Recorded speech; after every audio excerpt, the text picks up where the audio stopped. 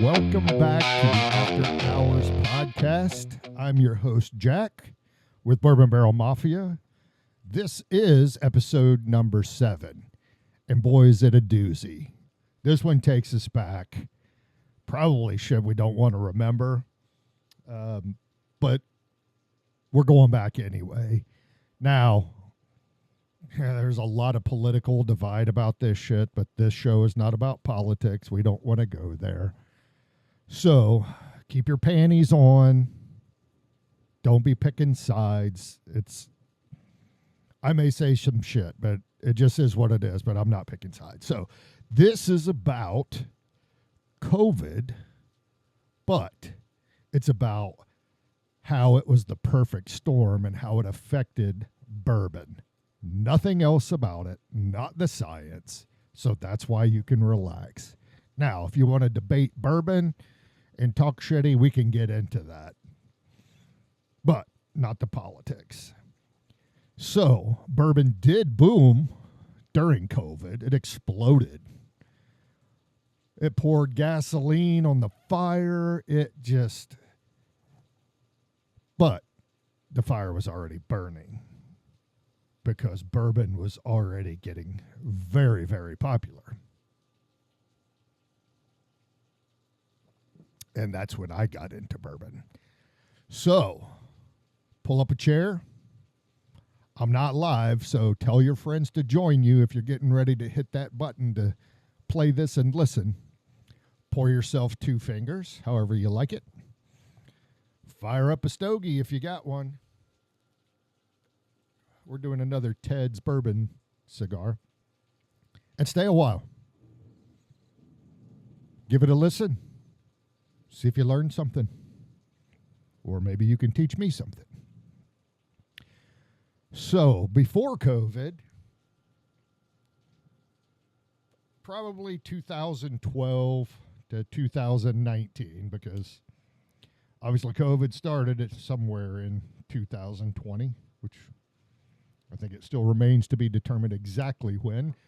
But I remember we were just coming back from Cabo in February 2020, and that's when we heard about it. But back then, before that, craft distilleries were popping up everywhere. Bourbon distilleries, craft distilleries. There were a shit ton of social media groups that were expanding at the time.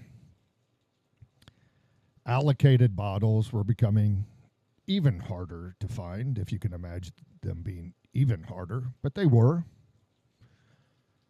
Bourbon podcasts, those nasty podcasters and YouTube channels. I know a guy. They were gaining traction back then. But even with all that, the bourbon scene was still somewhat manageable. It wasn't out of control. It was a little bit frustrating. But back then, most people were just drinkers, like Jack here. Just loved a good old pour of bourbon. Maybe even every day, right? But then, COVID, right? That's when the wheels started coming off. Suddenly, there were millions of people, millions, hundreds of millions, stuck at home. No sports on TV. You couldn't go to a sporting event. I mean, I think there was a period of time where we were watching Korean baseball or something like that, but it wasn't even in English because it wasn't on our TVs. Somehow, cornhole ended up being on there, but I don't think it was live. There was no travel, right? Restaurants were mostly closed, at least in the beginning. Bars, fitness centers, not that you would drink there, but the bars and the restaurants were closed in some states for a long time. Fortunately, when COVID first hit,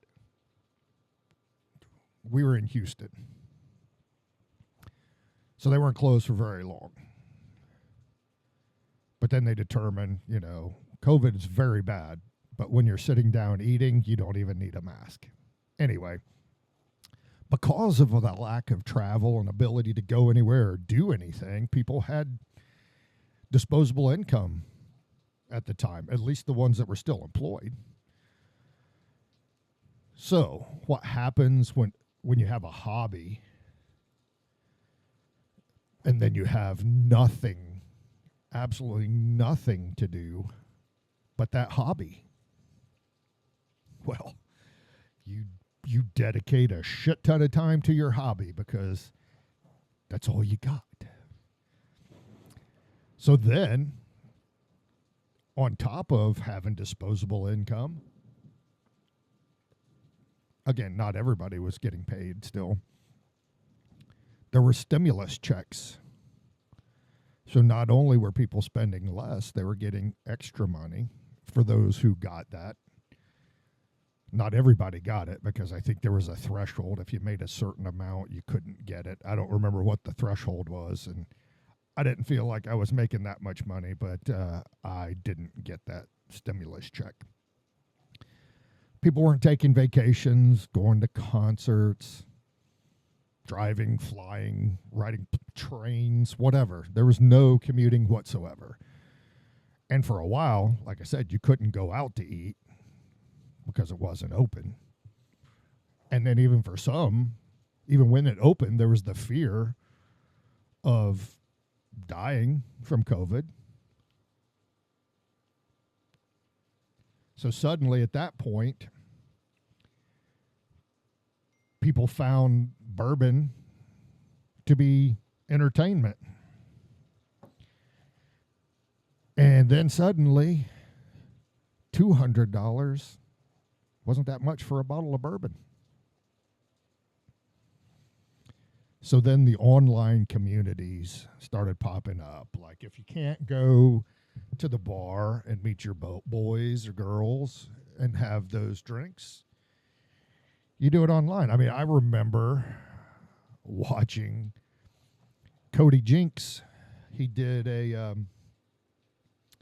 like a live, I don't remember if it was YouTube, Facebook, where he was just drinking his Miller Lite and playing guitar because he couldn't play at a venue, which I thought was pretty fucking cool because, I mean, I love Cody Jinks, but for him to do that, it was really cool.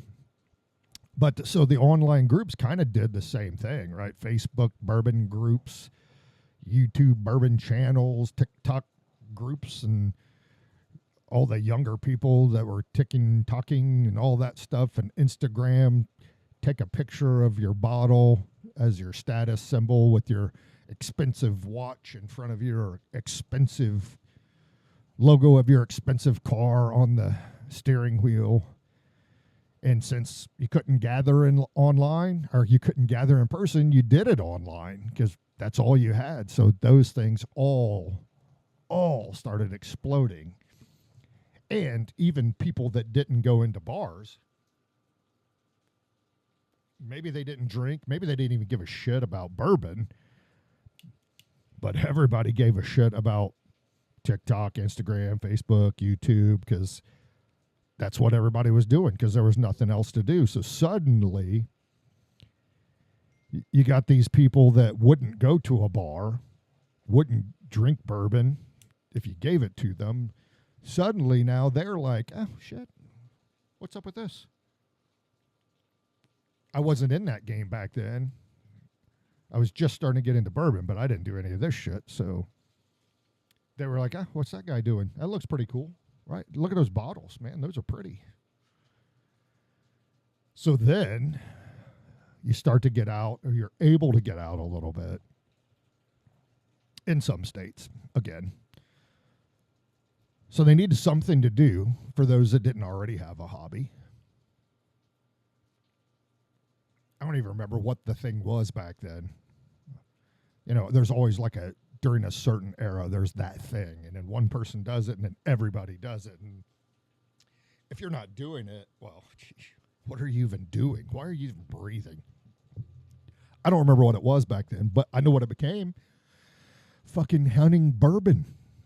That's what people started doing, and it happened. That was just when I was getting into it. I didn't know shit about it, so people would go out because online now, Bob Scoot Scanuti on the Bourbon podcast or his Bourbon page or whatever it was, he's like, look at this bottle. Oh my gosh, man, this has cost me, $700 and you can't get one because there's only like 2 in the world and I just drank the other one. Anything like that to hype it, right? And the more people find out it's rare, like, oh, they only made 300 bottles of this one, and then all of a sudden, well, I got to have that one because I want to be one of the 300. Not to be confused with the movie, which is a great movie, by the way. But so people started going store to store looking for it. Hey, you got that rare bottle that Bob Scanuti said I got to have because there's only 300 and I want to be one of the 300. How do I get it? Where is it at? And then they started waiting in line. And, people started finding out, well, this is the day that the allocated bottles arrive. And it's not so far-fetched. People still do this shit today. I hear about it. I know people that are actually in the liquor industry, not the dumbasses like me that drink it and save it, but the ones that work in it. People find out when are the allocated bottles coming. And they will wait in line. And when I say wait in line, I don't mean like you show up to the amusement park, right? You park and then you go in and now you're in line for maybe to get in and then stand in line for the ride. No, that's not what I'm talking about. I'm talking about fucking camping. And I don't mean, hey, they open at 10, so I'm going to go at 7. I'll beat everybody else there because nobody else will get up there. Well, that was not the case. And in fact, it created, even today, so we moved back into our old neighborhood last year, and there's a liquor store right down the road. There's 2 of them they have, and I go in, never having been there before, even though I used to live there. And I just simply ask, so what do you guys do with your allocated bourbons? I don't chase them, I don't hunt them, but if I find one at not secondary pricing, I still don't mind getting it. And again, I'm not collecting or storing them. I get them for other reasons, and it's not to sell or trade. I actually drink some with my friends that don't participate heavily in bourbon, and sometimes I give them away for gifts. So what do you do? And it was the owner's wife, so the co-owner, whatever. Well, we accumulate all of our allocated bottles that we get. We got 2 stores. We accumulate all of them for a month, 2 months, depending on how many they get until they get a nice collection. Then, about a week in advance, we'll make an announcement that on Saturday, whatever that upcoming Saturday is, we will be doing our allocated bottles. So, first come, first serve. And I was like, oh, okay. She's like, but don't get excited. Because when we started this, people started camping out on Friday night. Yes. At least 12 hours before. I was like, wow, I would not do that. She's like, whoa, it got worse. Because more and more people came. So they're like, well, shit. If he's going to get there at 10, I'm getting there at 9 a.m. I'll be 13 hours before him. Well, and it went on. So then they started going on Thursday for a Saturday opening. And then Wednesday. This is fucking last year. There's not even COVID.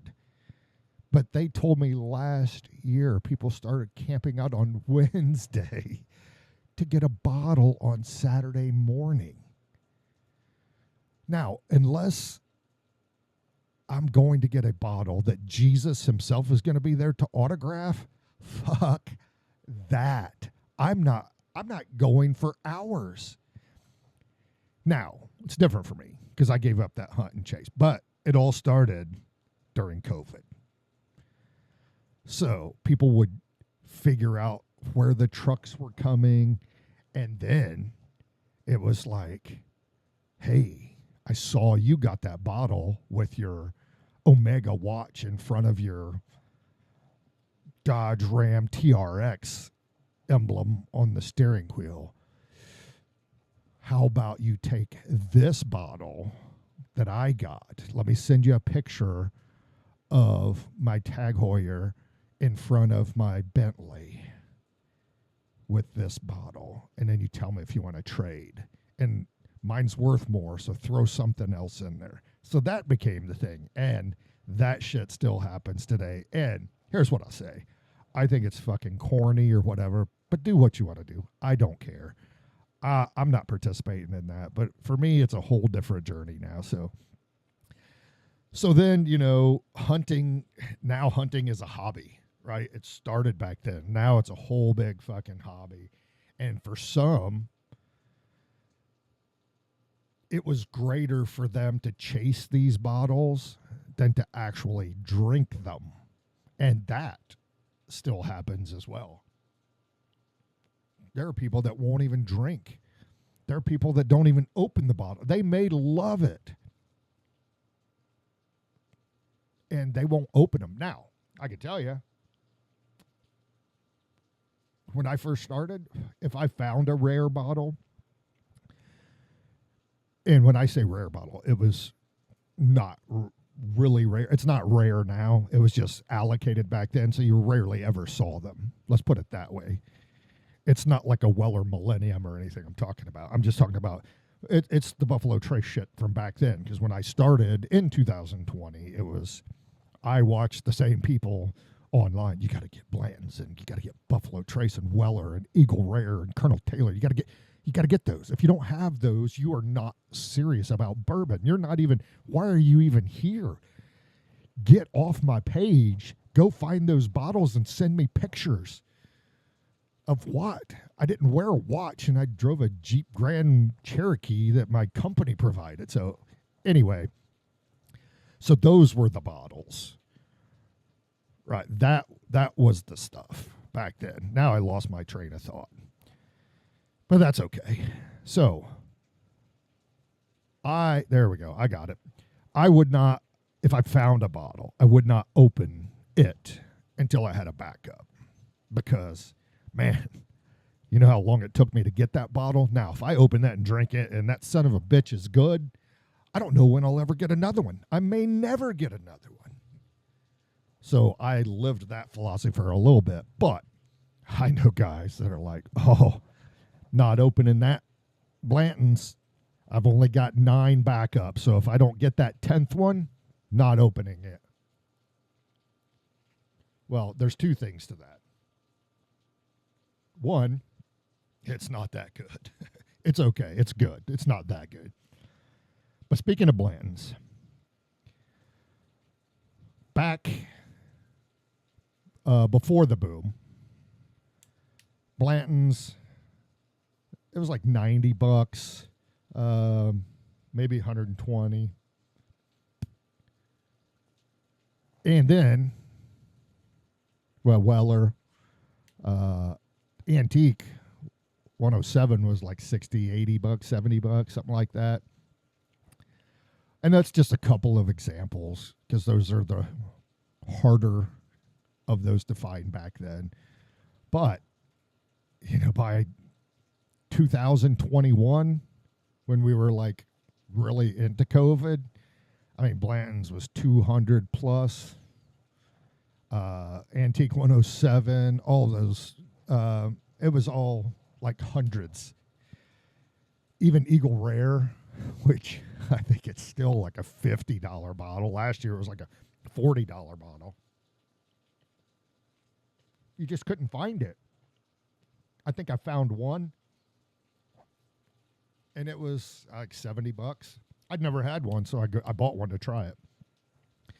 And then Stag, well, what was Stag Junior that became Stag? The short bottle, not the George T. Stag. Those were like chupacabra. I mean, you weren't finding those. Nope. You just weren't. And then people figured out, well, shit. I got this bottle of Blanton's I paid $75 for. I can sell that damn thing for $200, $250. And then people started flipping bottles. So we had traders and flippers and people that were investors in bourbon, if you will. They basically became scalpers because they're buying it for a price and then jacking that shit up. And of course, all the people that had a new hobby as a result of COVID, hunting and chasing bottles, they're like, oh shit, yes, I'll pay you $300 for that Blanton's. It probably tastes better because you only paid $80 for it or whatever. But there was irony to the whole thing, right? So the distillers, they can't just make more bourbon. I mean, I've heard that before. Why didn't they just make more? Well, you can, but it's not going to be overnight. And you're not touching it for years. So that wasn't the solution. Just ramp up production. That should take care of it. Nope. The demand was so rapid, so sudden, and almost instantaneous. They just couldn't produce enough to meet the demand. So then everything became scarce, really, because some bottles that people would never have even looked at, suddenly they became more interesting. So they decided, that bottle looks better than it used to, so everything became short, scarce, rarer. And then, of course, when people started working from home, that changed. Holy shit, that changed me. So I remember I got the call. It was in, I believe, April of 2020. They were like, shut her down, bud. And I traveled for a living. They're like, no more travel. I'm like, oh, shit. So I started calling customers. Hey, are you guys closing down too? I don't know. We'll let you know. And then boom, boom, boom. It started happening. Everybody started shutting down. So when that happened for me, I mean, I still had to work, right? But I did what everybody else did.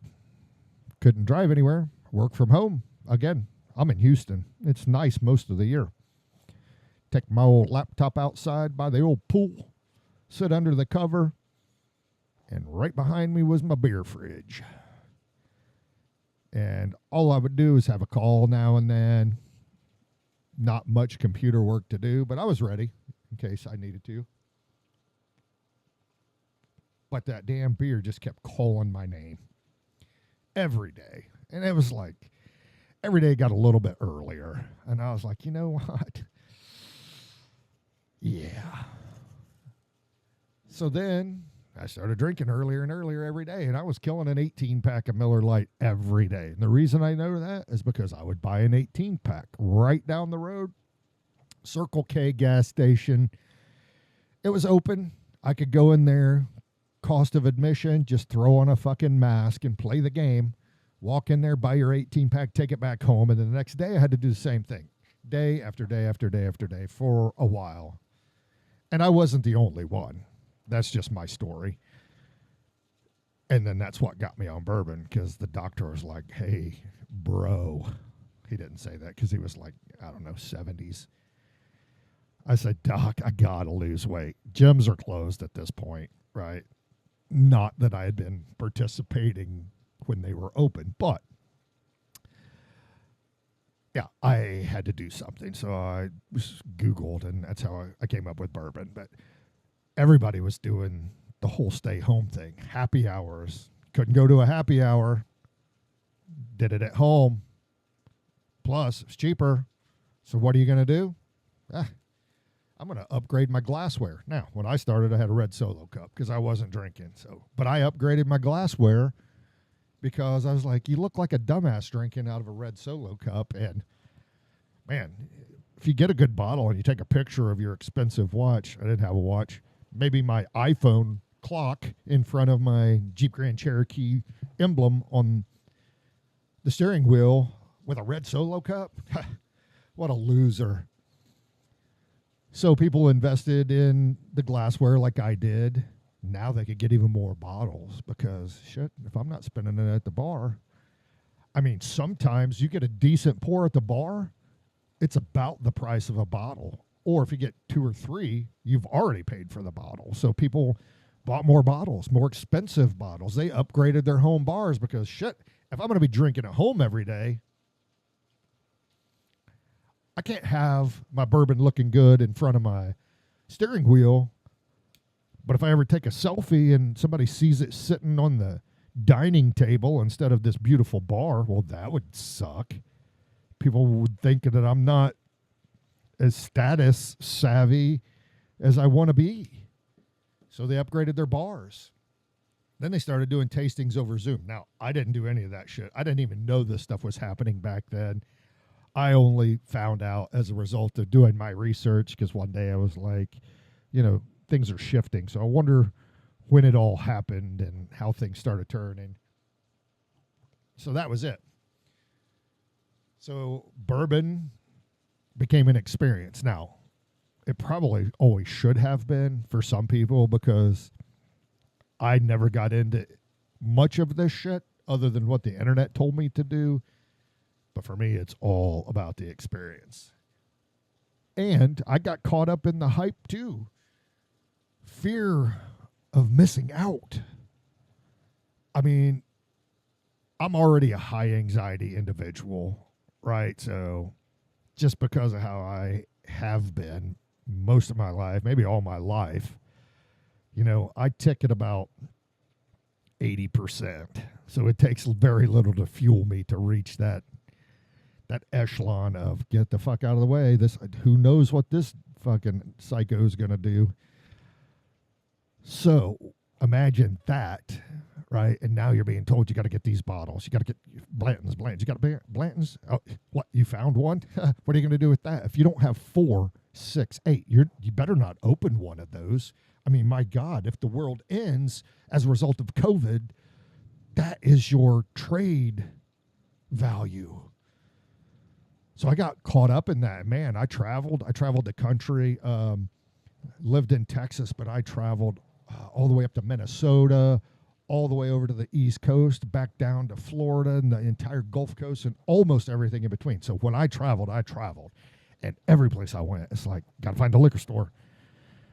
It's like, oh, just got to the town. All right, let me go find a liquor store, and then I'll head over and meet my customer. Oh, just got done with meetings. All right, before I go back to the hotel, let me go check a liquor store. This one. Got any Blantons? What do you got? Allocated? Got anything?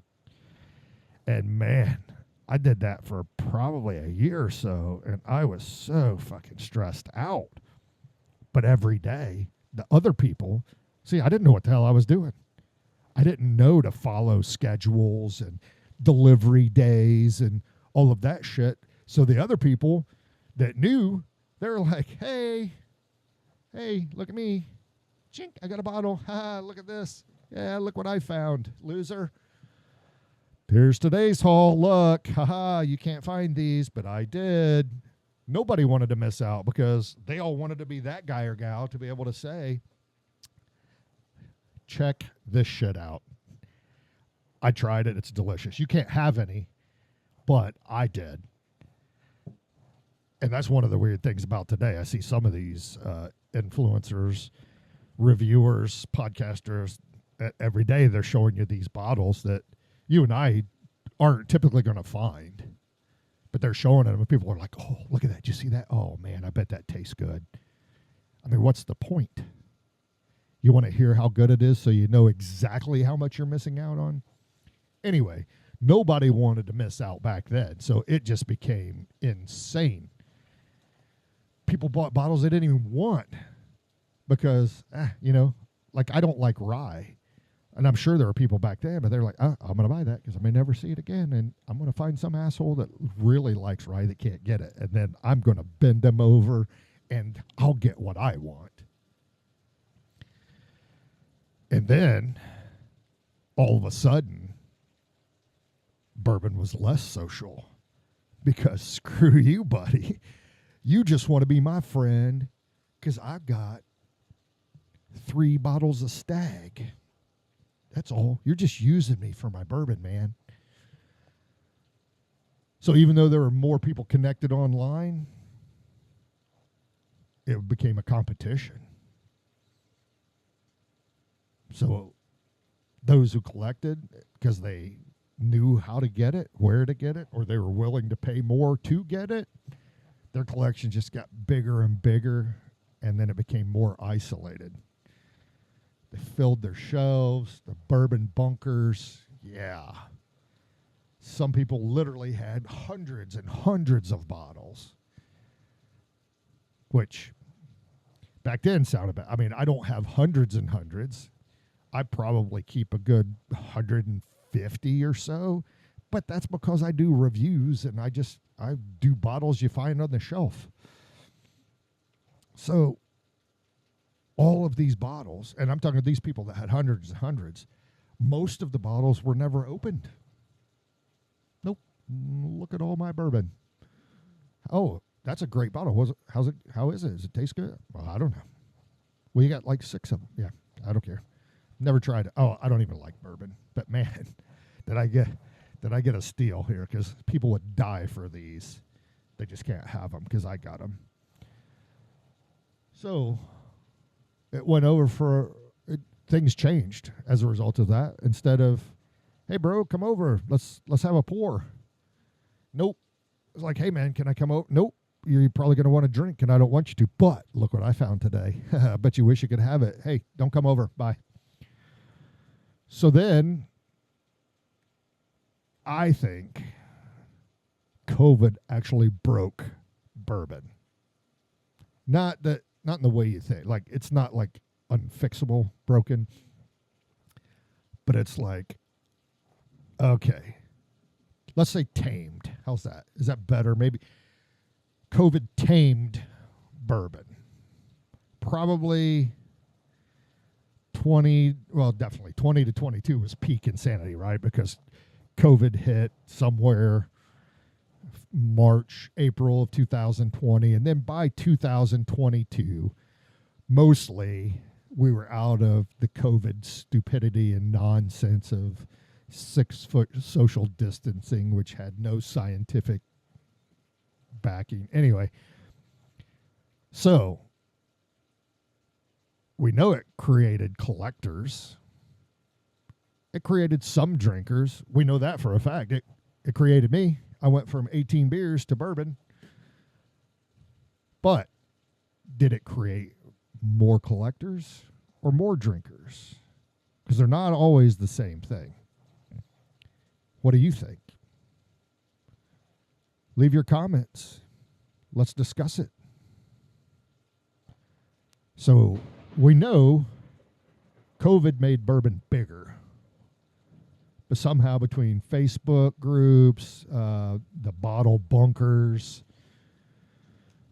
and the $300 Blantons, I think some people forgot bourbon wasn't meant to sit on a shelf. Some people still, to this day, forget that. And unless you're saving a bottle for a specific occasion, now you can have more than one, but if you have the same one, that's not saving a bottle for a specific occasion. Bourbon was meant to be poured. It was meant to be drank. And if you're a decent human being, it was meant to be shared with people that you think highly of. And I can tell you, me, Bourbon Barrel Mafia, Jack, I do not leave bottles sealed. I don't even give a shit anymore if I have a backup. When I get a bottle, that bottle's getting opened. And if my buddies come over and say, can I try that? That's if I don't invite them over to try it. They're going to try it too. Because it's all about the experience and the moments we create. So we don't collect, we drink, just as it was intended when bourbon was distilled and bottled. So until next week, keep the pours in the glass and not on the shelf. And tune in for more After Hours. Cheers.